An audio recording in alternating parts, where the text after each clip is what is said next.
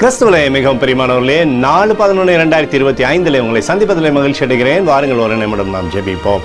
அன்பு தகப்பனே, இன்றைக்கு நம்மளுடைய பாதுகாப்புக்காய் ஜெபிக்கும்படி என் தேவனுடைய சமூகத்தில் வருகிறேன். என் தேவனுடைய நிறைவானது இவருடைய வாழ்க்கையில் இருந்து செயல்படும்படி நீ செய்தபடியாக ஜெபிக்கிறபடி அன்பின் அபிஷேகம் இவரோடு இருப்பதாக, கிருபையானது இவரை ஆண்டவரே சூழ்ந்து கொண்டு சகல இடத்திலுமே வெற்றியை தரும்படியாக நீர் ஆண்டவரை நடத்தும்படியாக ஜெபிக்கிறேன்.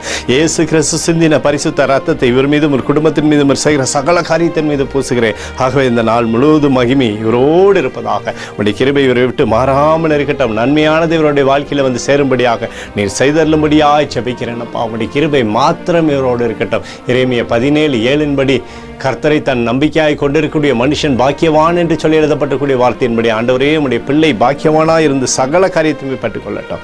இயேசுவின் நாமத்திலே அப்போ கூட ஜெபிக்கிறேன் நல்ல பிதாவே, ஆமென். பிரியமான ஜெப பங்காளரே, ஒரு நிமிடம் நம்ம இந்திய தேசத்திற்காகவும் ஜெபிப்போம். அன்பு தகப்பனே, 4/11/2025 இந்திய தேசத்திற்காக ஜபிக்கும்படியாக உடைய சமூகத்தில் வருகிறேனப்பா.